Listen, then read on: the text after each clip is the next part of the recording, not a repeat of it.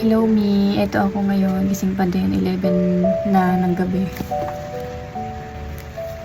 Magta-12 na pala mga me. Yan, hindi ako makatulog, parang sasabog yung puso ko, parang gusto ko mag-share ng word. Pero sa isang banda naman, sa isip ko, sino ba naman ako para mag-share? Ito lang ako, wala naman akong posisyon sa church. Isa lang akong normal na may Jesus sa buhay. Normal lang ako na may faith sa kanya. Ayun. Bale, parang kinausap ako ng Lord. Sabi sa akin, anak, i-share mo ang aking word dahil may mga tao ngayon na nangangailangan ng mga salita ng Lord na ibabahagi mo. So ayan, sino ba naman ako para tumanggi? Hindi naman ako sanay din na makipag-usap or ganitong mag-live para sa ibang bagay, pero para sa Lord, ayan, ay gagawin natin. Dahil ito, binibigyan niya nga ako ng wisdom, binibigyan niya ako ng tapang at lakas ng loob para maibahagi sa inyo ang kanyang mga salita. Ayan, bago ang lahat ay yan, mag-pray muna kayo, mag-pray muna tayo. Kanya-kanyang prayer tayo ngayon. O kaya sabayan niyo ako. Lord, pinupuri kita, pinapasalamatan kita, Panginoon, sa aking buhay. Napakamabuti mo. Tunay nga na ikaw ay tapat. Ikaw ang Diyos na nagbibigay sa amin ng lahat ng mayroon dito sa mundong ito. Ikaw ang aming Creator. Kinikilala ka namin, Panginoon, bilang aming Creator. Lahat ng mayroon dito, lahat ng nandito sa mundong ito at maging mundong ito, ay ikaw ang lumikha, Panginoon. Panginoon, tinataas ko sa iyo itong aking mensahe.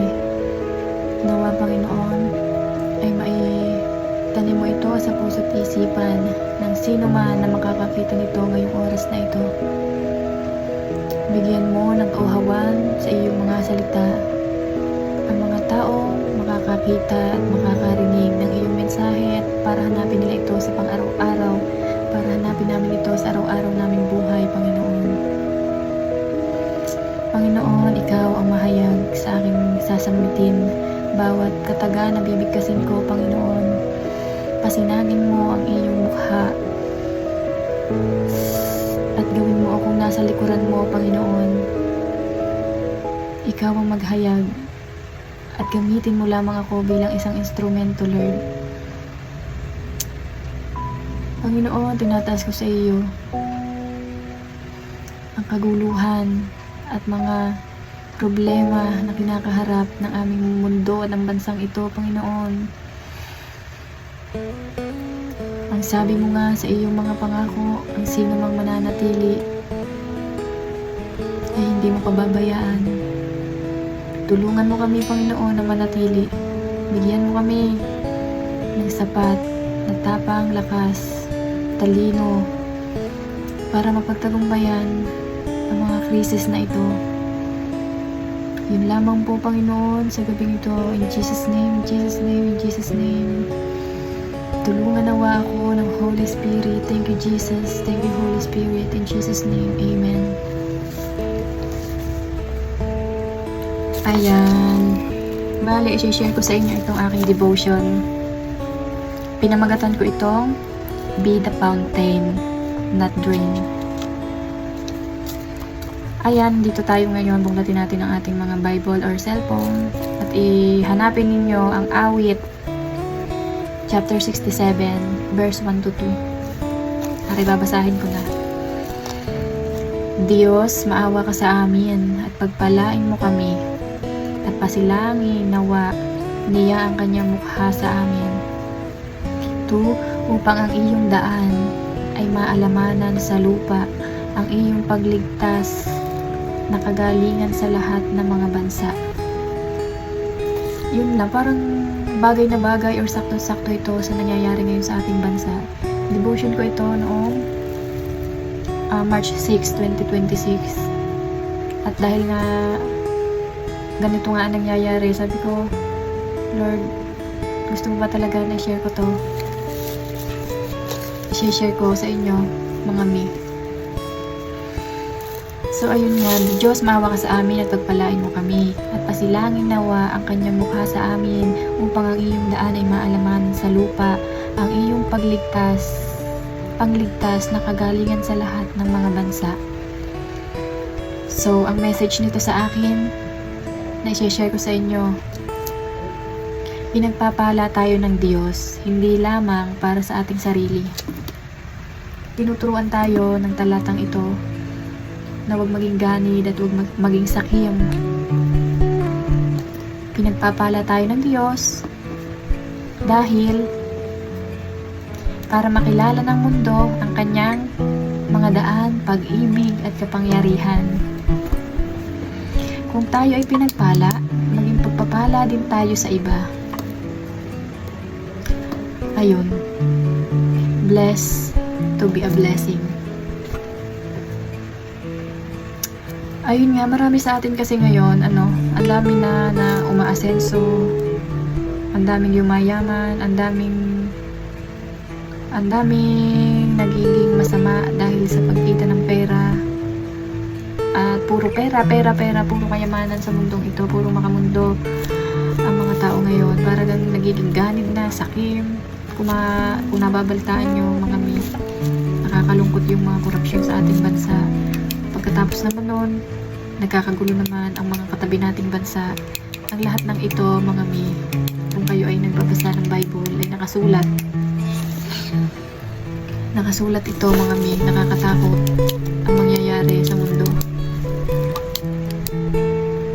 Bale, tinuturuan tayo ng talatang ito, kung dumating man yung point na maubusan tayo, yung mahihirap, maubusan ng mga supply ng pagkain, at meron naman tayong ibibigay dahil tayo nga ay medyo blessed, medyo nakakaangat sa buhay. Huwag tayo magdamot, maging blessing tayo sa iba dahil binebless tayo ng Lord para maging blessing sa iba, hindi para maging makasarili.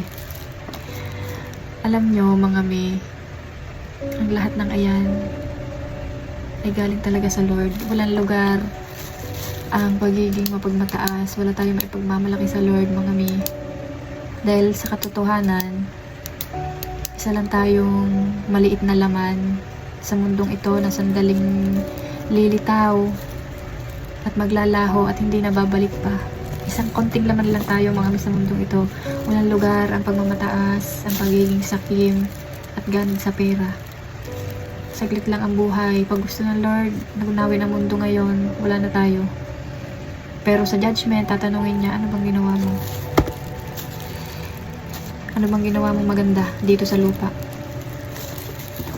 Ano sasagot natin? May sasagot na ba tayo? Ayan. Kaya naman, ang paghingi ng awa at pagpapala sa atin, na pasilangin ng kanyang mukha sa atin, ang ibig sabihin ay pagmamahal sa kapwa. Be the blessing.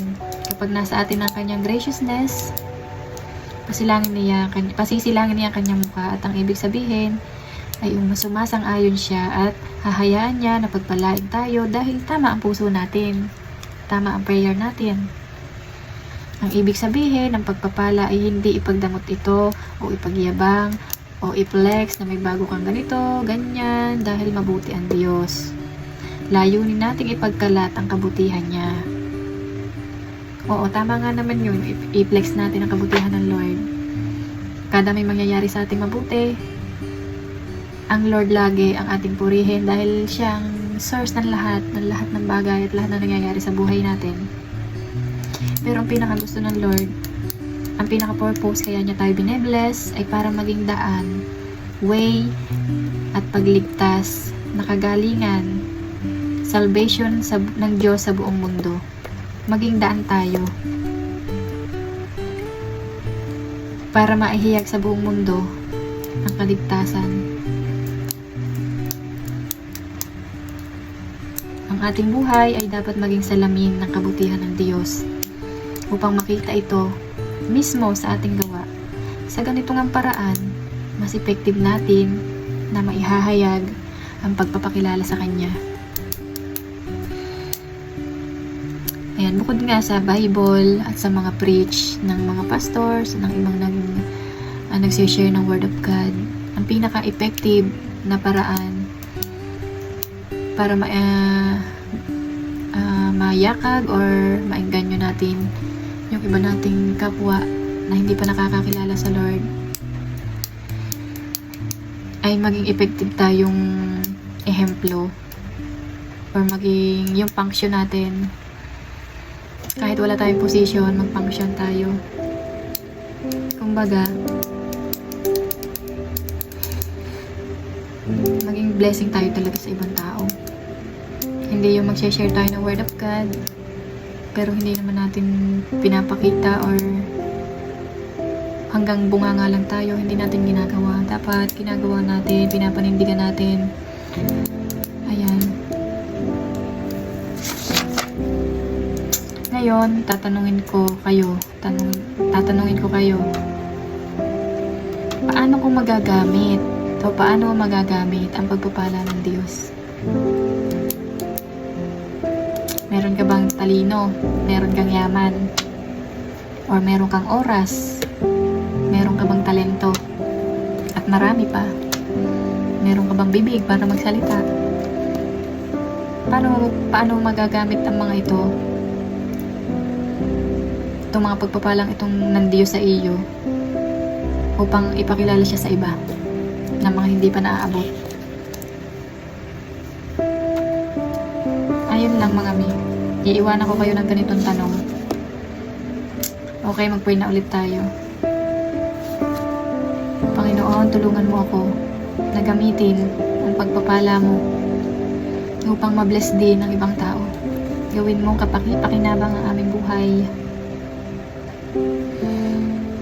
Alam niyo po ang nasa puso namin. Pasilangin ninyo ang inyong mukha sa buhay namin. Gusto rin po namin na magbahagi ng blessing sa iba. Ngunit ayusin mo ang aming puso. I-correct mo ang aming puso. Gusto namin magbahagi ng blessing hindi dahil sa sarili namin, kung hindi dahil ito ang kalooban mo. Salamat, Holy Spirit, in Jesus' name, in Jesus' name, in Jesus' name, Amen.